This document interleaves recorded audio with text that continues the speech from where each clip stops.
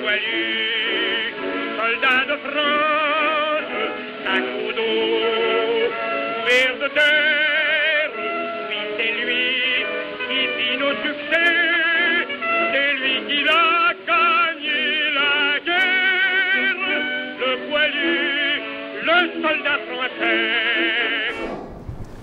Bon, les gars, j'ai une idée. Et si on faisait une fête? Genre, les filles amènent du chocolat et les garçons amènent des boissons. Une fête? Ah bon? Pourquoi? Ben oui, pour célébrer ce projet abouti. Pourquoi pas? Bon, il est où notre homme? Il devrait pas déjà être là? Ah tiens, le voilà, entre. On t'attendait. Alors, elle est où? J'ai perdu la clé. Attends, il a dit quoi là? Répète. J'ai perdu la clé. Oh, quoi? C'est une blague. T'as perdu la clé là? Tu rigoles, j'espère. C'est pas possible. Franchement, t'es sérieux, t'as perdu la clé? J'en étais sûre, mais comme c'était prévisible. En même temps, vous avez vu à qui vous l'avez confié? Tout ça pour ça? Tout ça travaille. On se calme. Tu déconnes, man. Bon. Si je vous ai fait venir ici, au CDI, c'est que votre classe, la 3e frangipanier, a été choisie pour mener un projet sur la Première Guerre mondiale. Oh, la guerre 39-45. Mais non, Nathalie, ça c'est la deuxième guerre mondiale. La première guerre mondiale, c'est la guerre 14-18. Merci Teresa. En effet, nous sommes en 2018 et nous fêtons le centenaire de la fin de la Première Guerre mondiale. Alors, de quoi s'agit-il ? Il s'agit de travailler sur le rôle des Guadeloupéens pendant la Première Guerre mondiale et surtout de réfléchir sur leur regard. Le regard qu'ils portaient avant, pendant et après la Première Guerre mondiale. Et c'est dans le cadre de ces échanges de regards que tout naturellement, le collège d'Irigny à Lyon va participer à ce projet. Guadeloupe-Lyon, regard croisé sur la Première Guerre mondiale. Ah oui, regardez les Lyonnais sur les Guadeloupéens pendant la Première Guerre mondiale et regardez les Guadeloupéens sur les Lyonnais. Merci Yanni, c'est exactement ça. Il s'agit de confronter deux cultures, la culture guadeloupéenne et la culture lyonnaise. Quel regard 100 ans après porter sur ses engagements pour la patrie? Quel regard au moment de la Première Guerre mondiale porter ces Lyonnais sur ces citoyens d'outre-mer? Quel regard 100 ans après, vous, collégiens du collège d'Alexandre Macal, vous portez sur la Première Guerre mondiale? Et quel regard portent les collégiens du collège d'Irigny sur la Première Guerre mondiale? Alors il faut savoir que Madame Eva, votre professeure d'histoire géo, va vous appuyer dans vos recherches. Avec le collège d'Irigny, nous croiserons ensuite nos travaux et nos recherches. Et au terme de ce projet, vous allez réaliser un documentaire fiction en vous appuyant sur les témoignages que vous aurez recueillis, sur vos lectures, sur vos recherches et sur les regards que vous aurez croisés pendant la Première Guerre mondiale. Alors tous à vos stylos, à vos dossiers de lecture, à vos lectures, à vos recherches. Bon travail. Alors, je suis à votre disposition pour toute information. Ce projet est labellisé, c'est du sérieux. Il est dans votre programme de classe de 3e, alors au travail. Merci.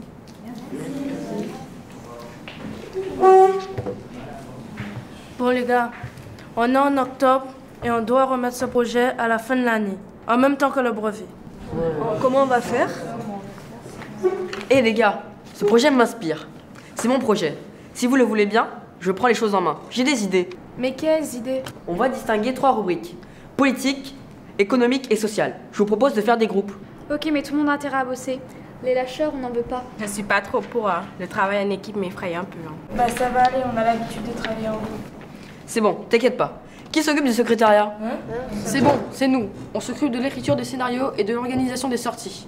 Pour la deuxième équipe, il nous faut des interviews et des élèves qui jouent le rôle de journalistes. Maintenant, il va falloir rencontrer l'archiviste. Bah, pour pouvoir rencontrer l'archiviste, il va déjà falloir programmer une date de sortie. Pas faux, mais avant, on peut interviewer Madame Eva. Pourquoi? C'est notre prof d'histoire. Et nous, on fait quoi ici en fait? Il nous faut un groupe qui s'occupe des recherches. Donc, ça sera le groupe des chercheurs. Ça sera le groupe le plus important du projet. Les élèves, vous savez que cette année, c'est l'année du centenaire de la Première Guerre mondiale. Et nous avons monté un projet qui s'intitule Regards croisés Guadeloupe-Lyon. L'idée, c'est de croiser nos regards, et chez les 3e frangipaniers et chez vous les 3e C, sur la Première Guerre mondiale. Mais madame, on va y aller là-bas, à Saint-François?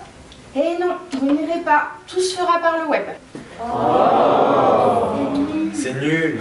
L'idée au départ, c'est de faire un court-métrage, un docu-fiction. C'est quoi un docu-fiction, madame? Bah, à ton avis, c'est un film qui mélange le documentaire et la fiction. Mais comment on va faire? On va mélanger le vrai et le faux? Oui, en quelque sorte. Je vous avais demandé de chercher des témoignages dans vos familles, d'enquêter auprès de vos proches pour savoir ce qu'il en était de la Première Guerre mondiale. Est-ce que vous aviez des arrière-grands-parents qui avaient participé au conflit? Oui, moi ma grand-mère elle m'a dit que mon arrière-arrière-grand-oncle avait été tué dans les premiers jours de la guerre en Belgique en commandant une unité de cavalerie. Elle m'a dit aussi que apparemment un monument aurait été érigé en l'honneur de son unité en Belgique, mais c'est pas sûr du tout.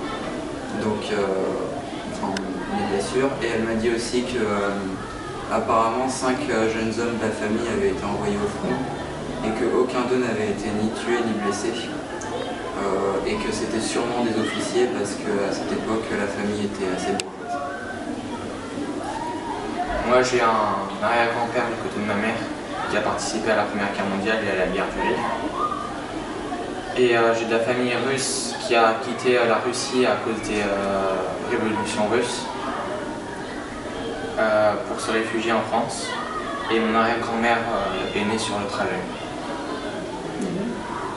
Ces témoignages sont intéressants. C'était pas toujours facile d'obtenir des témoignages dans les familles à l'époque. On n'a pas toujours parlé de ce qui s'était passé là-bas. Et puis c'était maintenant il y a plus d'un siècle. Alors pour la recherche d'informations, pour ce qui est de la Première Guerre mondiale à Lyon, on va trouver beaucoup de choses. D'abord sur le web, il y a beaucoup de pages internet sur le sujet. Et puis on a au CDI des documents sur la Première Guerre mondiale. Entre autres, une édition spéciale du Progrès, qui est le journal local, qui est paru en 2014, très intéressante, et qui se nomme 14-18. Mais comment ils faisaient alors, les élèves de Saint-François? Alors, de ce que je sais, les élèves de Saint-François, ils ont été aux archives départementales, qui se situent dans le sud de l'île. Donc les archives, c'est un lieu où on trouve des documents anciens, à valeur historique, et ils ont fait des recherches là-bas. Mais je pense aussi qu'ils n'ont pas trouvé beaucoup de documents. Aucune information. La Première Guerre mondiale, on n'a rien. Sur la Deuxième Guerre mondiale.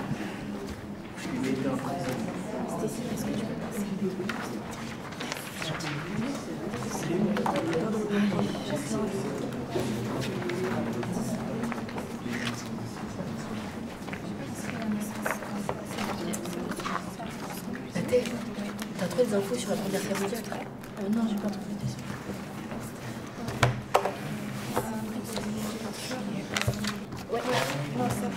Bon les gars, une pause s'impose, je pense. Donc juste, entre-temps on va discuter. Donc Aurélien, tu peux rester avec moi, Alexia et Jade. Sinon les autres, vous pouvez aller sortir, manger ou boire. Ok, merci.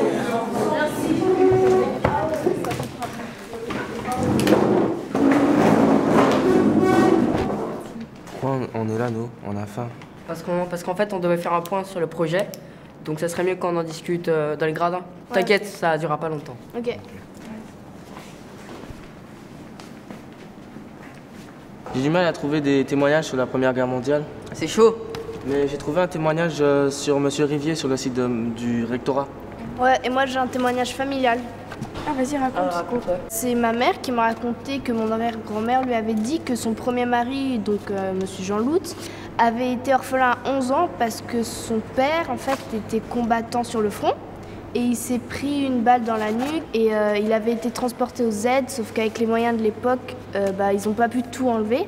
Et 18 ans après l'armistice, quand il a voulu déplacer une charrue, le métaux s'est déplacé et du coup il est mort sur le coup, mais on peut quand même dire qu'il est mort pour la France. Ouais, Ouais. On garde ce témoignage pour le projet, il est pas mal. Ouais, c'est bien. Et moi aussi, j'ai des informations, par exemple le témoignage de mon arrière-grand-mère qui a profité de notre présence en France pour nous donner quelques informations et tout.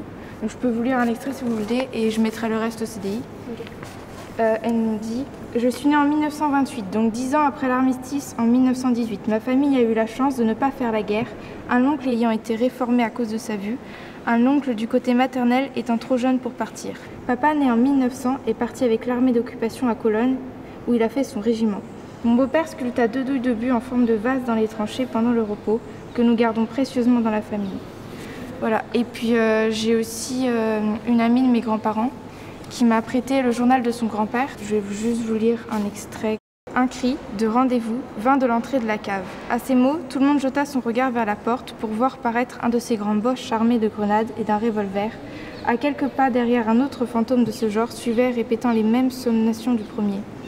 Il n'y avait plus de doute. Le pays était conquis par l'ennemi et ses occupants faits prisonniers. Voilà. Ouais, super. On est franchement sur la bonne voie. On va garder ça pour le projet. Bon, ça fait déjà 5 minutes, donc on devrait rejoindre les autres. Ok.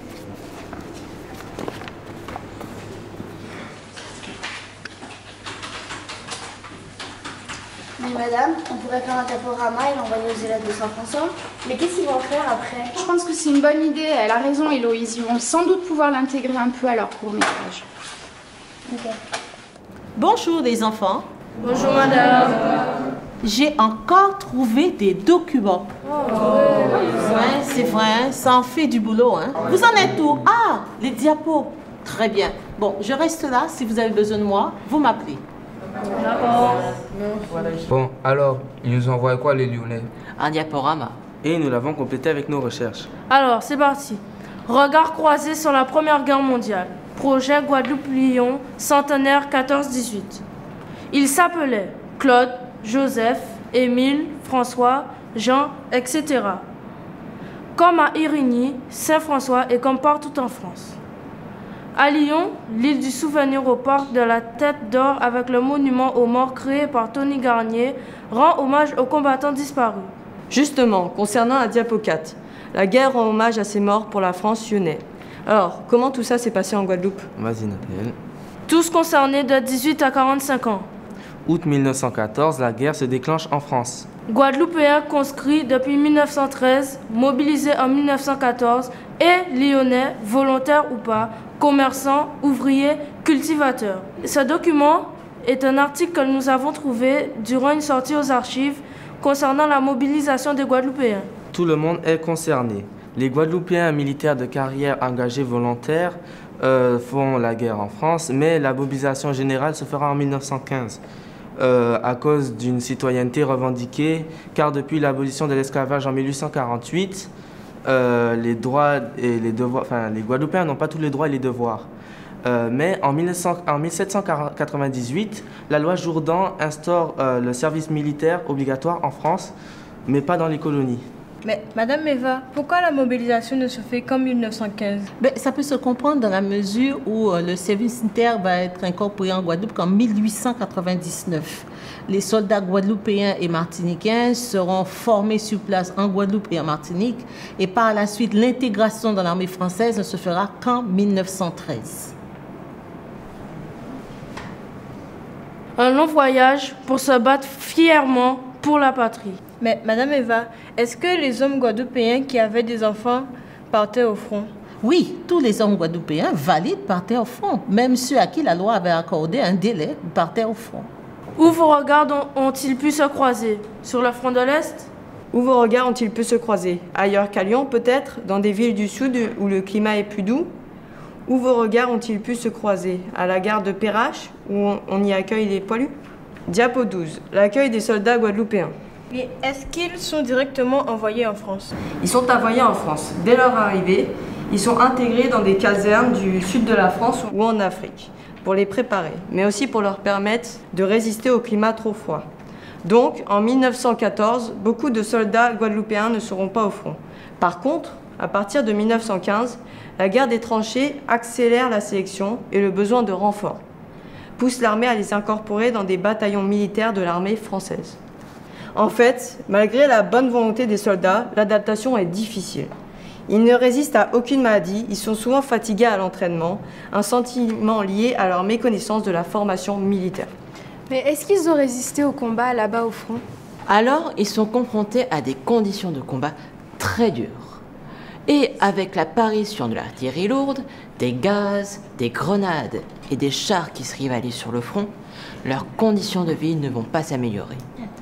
Ils sont placés en première ligne, mais dû à leur manque d'expérience en combat, ils tombaient très rapidement, d'où un nombre de victimes important. Oui, c'est vrai. En moyenne, la durée de vie d'un soldat guadeloupéen sur le front est de 1 an, voire moins. Diapo 14. Les soldats écrivent. Les soldats écrivent dans les tranchées, ils écrivent des poèmes pour passer le temps, ils écrivent à leur famille. Que faire d'autre à part écrire? Les familles avaient des nouvelles par lettres, mais elles étaient censurées ou réécrites. Les hommes écrivaient des lettres et elles étaient réécrites pour pouvoir continuer la mobilisation. Il était très important de montrer le côté positif de la guerre. Diapo 16. Madame Anastasie, allégorie de la censure, veille ce qui est bon de dire ou pas dans la presse et le courrier. C'est vrai que lorsque les soldats sont revenus de la guerre, ils ont été surpris de voir que les lettres ont été censurées. Devant un Lyonnais qui fait rire au front et rassemble les soldats. À l'origine, Guignol a été créé par Laurent Mourguet, un arracheur de dents qui racontait des histoires à ses patients pour les distraire de leurs souffrances. Mais attends Sacha, c'est qui Guignol? Guignol, symbole du mobilisé lyonnais, qui critique aussi Lettres d'élève, mon cher Mignafon. Donc, pendant que les soldats sont sur le front, les industries doivent produire. À l'usine, il faut travailler pour contribuer à l'effort national. Pourvu qu'ils tiennent, Lyon est l'une des 2 principales productions de guerre. Après l'Île-de-France, appel à la main-d'œuvre étrangère. Tout le monde ne peut pas être de Lyon. Il en faut bien un peu partout. Parole de sagesse lyonnaise. Et les femmes ont un rôle capital à l'arrière-front. Elles sont appelées les munitionnettes. Ça veut dire quoi, munitionnette? Il s'agit d'une petite femme au service de la guerre. Les femmes étaient en effet mobilisées. Et les Guadeloupéens sont venus leur prêter main forte. Mais les soldats étaient coupés de leur famille alors? En fait, la relation avec les familles se faisait par les permissions. Alors, en 1915, les soldats lyonnais ont le droit d'aller dans leur famille, mais pour les soldats guadeloupéens, il va falloir attendre 1917, grâce à la loi, le droit des combattants à la permission. Alors, pourquoi? Parce qu'il y a l'éloignement et le coût de transport est trop coûteux. Alors, on va créer un foyer colonial en 1915 pour permettre aux soldats guadeloupéens de se détendre. Et à partir de ce moment-là, certains soldats guadeloupéens vont rester en France, ils ne vont pas avoir leur famille jusqu'en 1917. C'est une façon aussi pour la France de les intégrer dans la culture française, de leur apprendre un petit peu la vie française. L'impact sur la Guadeloupe est énorme pendant et après la guerre. En effet, avec l'entrée des Guadeloupéens en guerre, la vie sur les îles de la Guadeloupe est difficile. Car l'état de guerre accentue leur isolement et leur dépendance. Comme par exemple pour Marie-Galante, La Désirade, Saint-Martin, qui sont quasiment isolés du continent. Ils ne reçoivent ni correspondance, ni marchandises. Comment les familles ont-ils vécu le départ d'un parent? Le départ des hommes a été très dur pour les familles. Les femmes perdent leurs emplois et la guerre est perçue comme un phénomène néfaste, comme une injustice. Car comment nourrir sa famille sans argent? Et comment faire face à une société en crise avec d'importantes inflations où le marché noir est roi? Donc la vie, elle a changé pendant et après sur notre île? Oui, elle a changé. Elle a eu des conséquences économiques et sociales. On a pu observer, par exemple, dans les dépendances, une augmentation des mariages entre civils et militaires pour fuir la guerre. Et on remarque aussi une baisse de la natalité après le départ des hommes. Oui, c'est vrai, puisque durant la guerre, les femmes se retrouvent sans emploi, c'est vrai. Donc l'armée est obligée de verser une pension à ses mères de famille de 1,25 francs. Et pour les enfants partis en guerre, l'armée va verser aussi une petite prime de 0,50 centimes par enfant. Et l'économie de l'île? L'économie de l'île a eu par contre une bonne santé. Car en effet, le prix du rhum a augmenté, dû au fait que l'industrie sucrière de Guadeloupe a participé à l'effort de guerre. Et on remarque que le rhum devient un remonton pour les soldats. Pour en revenir à ce que tu disais tout à l'heure, les gueules cassées antillaises, est-ce qu'elles sont revenues en Guadeloupe? Bah non, beaucoup d'antillaises sont restées sur le continent, d'où la première migration antillaise. Sur 6347 soldats partis en guerre, 1137 sont morts. La plupart sont enterrés en France. Très peu de familles ont rapatrié les corps de leurs soldats par manque de moyens. Beaucoup sont restés en métropole pour y travailler et d'autres sont revenus amers. Ils se sont sentis oubliés, ils ne percevaient aucune aide pour se restructurer. Une haine s'est développée envers le gouvernement français et ils souhaitaient une citoyenneté reconnue, méritée et non différée. L'idée dans le projet Regard croisé, c'est d'imaginer des interactions qu'il y aurait pu avoir entre des Guadeloupéens et des Lyonnais à l'époque. Alors Andrew a écrit un dialogue et c'est Antonin qui va lire avec lui. Donc vous avez imaginé une première rencontre. Bonjour monsieur. Bonjour Timal. Comment allez-vous? Ça caille. Ça caille? Moi ça va. Comment se passe ce début d'année 1915? On va pas comprendre ça au 4G. Je t'ai demandé comment se passe l'année 1915. Ah, année en moins? Oui. L'année là qui a bien passé mon frère. Bonne journée mon ami. Au revoir. Mais il n'y avait pas de racisme à l'époque? Si, des fois, les Africains, les Antillais, les Indochinois se faisaient insulter. Les hommes venus de loin attiraient la méfiance. Un homme avec la peau noire, on le surnommait Chocolat ou Blanchette. On a aussi vu que parfois on les considérait comme de bons travailleurs, mais la plupart du temps, on ne les traitait pas comme des bons soldats parce qu'à cause du froid, ils attrapaient souvent des maladies trop rapidement. Nous, on a juste imaginé une scène de rencontre sans parole et juste avec des regards. Alors Andrew et Dylan, c'est vous qui l'avez fait. On vous regarde.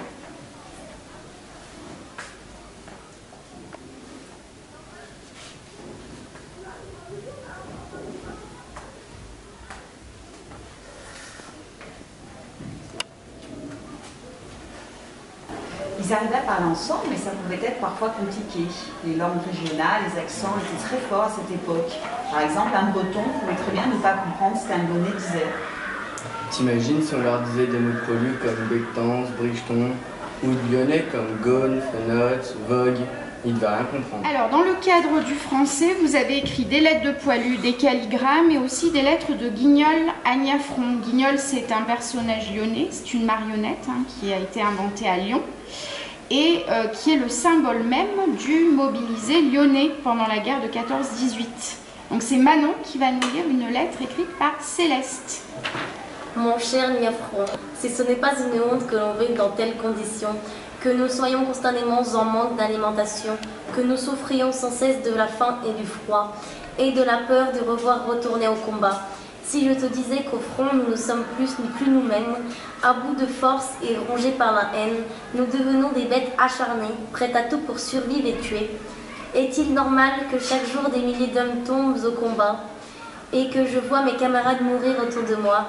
Serions-nous donc tous voués à mourir atrocement, pour le bien de la patrie et sans aucun jugement? Heureusement, l'écriture des lettres peut nous divertir, car rien n'est plus réconfortant que de pouvoir vous écrire. Enfin, je te quitte, mon vieux Niafron. Sache que je pense fort à toi et à Madelon Chignol. Oh, c'est bien, ça commence à prendre forme. Bon, il reste encore du travail, il manque quelques contributions. Vadim, Théo, Aloïse, Héloïse. Mais c'est celui d'Irénie? Oui, en effet, si vous regardez par la fenêtre, on le voit d'ailleurs. Alors pensez-y, le projet doit être bouclé bientôt. J'insiste, c'est marqué sur Pronote, projet urgent. Pas de problème, madame. On est très motivants, on sera dans les temps. Po, les gars, on n'a pas dormi depuis 8 jours. Ouais, mais on a réussi. Ouais. Vous savez, on a fait du bon travail. Mais malheureusement, je ne serai pas là. Je serai en compétition. Donc par précaution, je veux que quelqu'un prenne la clé. Yanis? Non. Christian? Ah ouais. Allez, Nathalie. Trop de responsabilités, désolé. Allez, les gars. Quelqu'un d'autre? C'est moi. Mauvaise idée, lui, là. C'est très précieux. Oui, t'inquiète, je suis responsable, je vais gérer. Fais pas ça, fais pas ça.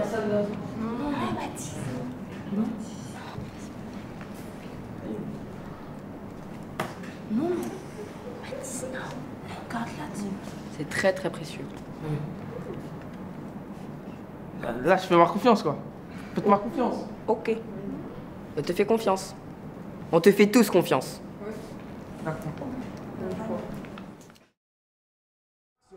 Ce projet était très enrichissant. Tourner un film, c'était top. J'ai appris beaucoup de choses sur l'histoire de ma famille et celle de Lyon. C'était un bon projet et très amusant. Ce projet m'a aidé à comprendre le ressenti des Lyonnais et des Guadeloupéens pendant la Première Guerre mondiale. Quand nous étions aux archives, j'ai découvert qu'un de mes arrière-grands-parents avait participé à la Première Guerre mondiale. On a bien travaillé. C'était usant, mais ça valait le coup. Le projet était très instructif. Et au nom de Mathis et Alexia, ils étaient en compétition, donc ils n'ont pas pu être là tout le temps, mais ils étaient aussi très heureux de venir et de faire ce projet. Troisième voie Gibanier. Ouais! Soldats de France, qui sans peur marchaient au combat, bravant la lutte et la souffrance. Le poilu était toujours là, le sac au dos, couvert de terre. Oui, c'est lui qui fit nos succès, c'est lui qui a gagné la guerre. Le poilu, le soldat français.